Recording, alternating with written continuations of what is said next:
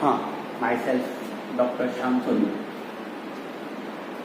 आज हम बात करते हैं एक हाइजेनबर्ग, ठीक है,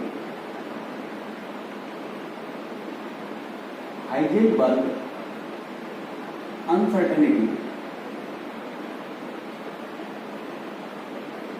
प्रिंसिपल, ठीक है। हाइजेनबर्ग अनसर्टेनिटी प्रिंसिपल है क्या? हाइजेनबर्ग का अनिश्चितता का सिद्धांत कहलाता है ये। तो हाइजेनबर्ग की अनिश्चितता का जो सिद्धांत है, क्लासिकल जो मैकेनिक्स थी, उस क्लासिकल मैकेनिक्स से ये बताया गया कि जो कण होता है उसकी स्थिति व संवेग दोनों का निर्धारण एक साथ अपन कर सकते हैं। लेकिन आगे चलकर हाइजेनबर्ग ने ये बताया कि स्थिति और संवेग दोनों का निर्धारण अपन एक साथ नहीं कर सकते, और करते हैं तो क्या रहती है, कुछ अनिश्चितता उत्पन्न हो जाती है। तो हाइजेनबर्ग ने कहा, क्या कहता है प्रिंसिपल, कि किसी भी कण, ठीक है, किसी भी कण जो होगा उस कण की स्थिति, ठीक है, पोजीशन, किसी भी कण की स्थिति व संवेग, ठीक है, मोमेंटम, ठीक है, किसी भी कण की स्थिति व संवेग दोनों का निर्धारण एक साथ यथार्थता से नहीं किया जा सकता। यदि करते हैं तो अनिश्चितता क्या जाती है, उत्पन्न हो जाती है। ये कहलाता है हाइजेनबर्ग का सिद्धांत, ठीक है। किसी भी कण की स्थिति व संवेग दोनों का निर्धारण एक साथ यथार्थता से नहीं किया जा सकता। यदि करते हैं तो अनिश्चितता क्या जाती है, उत्पन्न हो जाती है। इसे कहा जाता है हाइजेनबर्ग की अनिश्चितता का सिद्धांत। बात करें मैथमेटिकल फॉर्म में, क्या इन्होंने कहा, तो इन्होंने कहा कि delta x into delta p is equal to h upon 4 और यहाँ बराबर होगी या ज़्यादा होगा। डेल्टा एक्स है क्या, तो यहाँ अपने पास डेल्टा एक्स जो है वो है स्थिति, ठीक है। स्थिति में अनिश्चितता, डेल्टा एक्स इक्वल टू होगा अपने पास स्थिति में अनिश्चितता। बात करें डेल्टा पी की, तो डेल्टा पी अपने पास क्या होगा, संवेग, ठीक है, संवेग में अनिश्चितता। तो किसी भी कण की स्थिति और संवेग दोनों का निर्धारण एक साथ यथार्थता से नहीं किया सकता, और करते हैं तो उसमें क्या उत्पन्न हो जाती है, अनिश्चितता उत्पन्न हो जाती है। और किसके बराबर होती है, 1/4 के बराबर होगी, या फिर उससे क्या होगी, अधिक होगी। ये हाइजेनबर्ग ने अपन को बताया, ठीक है। बात करें यहाँ संवेग की, तो संवेग को अपन लिख सकते हैं delta x into mass into velocity, ये ग्रेटर देन या इक्वल h/4। तो ये समीकरण कहलाती है हाइजेनबर्ग की अनसर्टेनिटी प्रिंसिपल की समीकरण कहलाती है। बात करें अपन एक और इसमें कि कहा जाता है कि वैसे तो हाइजेनबर्ग का जो अनिश्चितता का सिद्धांत है, ये अपने पास कोई माइक्रो ऑब्जेक्ट हो या फिर अपने पास कोई मैक्रो ऑब्जेक्ट हो, दोनों पर क्या होता है, लागू होता है। लेकिन होता क्या है कि जो माइक्रो ऑब्जेक्ट होते हैं, माइक्रो ऑब्जेक्ट की बात करें तो डेल्टा एक्स ये अपने पास आ गया डेल्टा वी, और यह लगभग बराबर h/m, m को अपन यहाँ माइक्रो जो ऑब्जेक्ट्स होंगे उनका द्रव्यमान क्या होगा, बहुत कम होगा। जब उनका द्रव्यमान कम होगा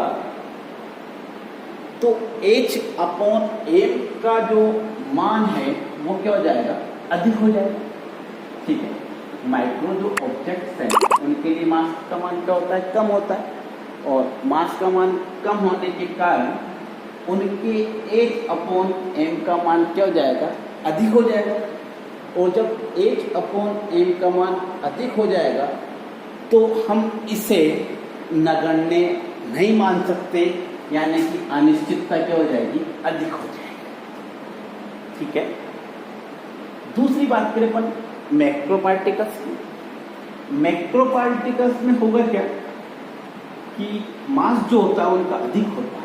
मास क्या होगा उनका? अधिक होगा। मास अधिक होने के कारण H/m की वैल्यू क्या हो जाएगी? बहुत कम हो जाएगी। जब H/m की वैल्यू अपने पास क्या हो गई? बहुत कम हो गई, तो कह सकते अपन कि जो अनिश्चितता होगी वो बहुत कम होगी, उसको अपन क्या मान सकते हैं? नगण्य मानकर छोड़ सकते हैं।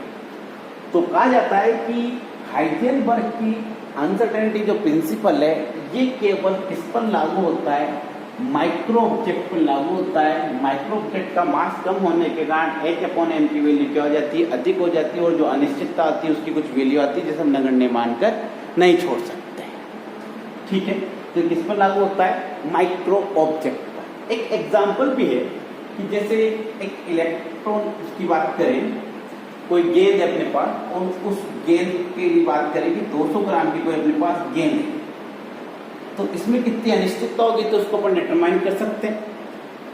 ठीक है, कैसे करेंगे? वही अपने पास 200 ग्राम की गेंद है, 200 ग्राम की गेंद होगी तो अपने पास delta x into delta v लगभग बराबर H/m। m की वैल्यू अपने पास कितनी होगी? 200। h की वैल्यू अपने पास ही 6.62 इंटू 10⁻27 प्लांक कांस्टेंट। ठीक है, 6.62 इंटू 10⁻27। ये मान लगभग अपने पास संवेग में अनिश्चितता, स्थिति में अनिश्चितता और वेग में अनिश्चितता, इनकी जो लगभग वैल्यू आती है वो अपने पास आती है 10⁻29। ठीक है, तो ये अपने पास क्या आ गई? अनिश्चितता। और किसकी आएगी? गेंद। एक इलेक्ट्रॉन की बात करते हैं। ठीक है, इलेक्ट्रॉन। ठीक है, एक इलेक्ट्रॉन है और वो रोटेट हो रहा है, और उस इलेक्ट्रॉन का मास अपन को पता है कितना होता है? 9.1 इंटू 10⁻28 ग्राम में। ठीक है, इसके लिए अनिश्चितता निकाले अपन तो अपने पास है कि delta x into delta we. इसकी अनिश्चितता देखें अपन तो वही 6.62 इंटू 10⁻27 डिवाइडेड बाय 9.1 इंटू 10⁻28। और ये जो वैल्यू है ये लगभग अपने पास आती है 7 पॉइंट समथिंग। ठीक है, 7.3 के आसपास ही मिल जाती है। तो अपन ने दोनों का एग्जाम्पल लिया, एक तो लिया अपन ने माइक्रो ऑब्जेक्ट का। ठीक है, electron is a micro object, और एक अपन ने बॉल का एग्जाम्पल लिया जो कि अपने पास मैक्रो ऑब्जेक्ट। दोनों के लिए अपन ने अनिश्चितता देखी, तो जो मैक्रो पार्टिकल थे उनके लिए अनिश्चितता का मान क्या हुआ? बहुत कम आया। अनिश्चितता का मान बहुत कम आया, जिसको अपन नगण्य मानकर छोड़ सकते हैं। इसलिए अपन ने ऊपर कहा था कि हाइजेनबर्ग की जो अनसर्टेनिटी प्रिंसिपल है ये मैक्रो ऑब्जेक्ट पर लागू नहीं होता। इलेक्ट्रॉन की बात करें, माइक्रो ऑब्जेक्ट है, इसमें अपन स्थिति और वेग का गुणनफल में अनिश्चितता देखें तो कितनी आती है? 7.3 आती है, जिसको अपन नेगलेक्ट मानकर नहीं छोड़ सकते। ये एक अनिश्चितता की वैल्यू, एक अच्छी वैल्यू है जिसको हम नेगलेक्ट नहीं कर सकते। इसलिए अपन कह सकते हैं कि हाइजेनबर्ग की जो अनसर्टेनिटी प्रिंसिपल है वो किस पर लागू होता है? केवल माइक्रो ऑब्जेक्ट पर लागू होता है, मैक्रो ऑब्जेक्ट पर वो लागू नहीं होता।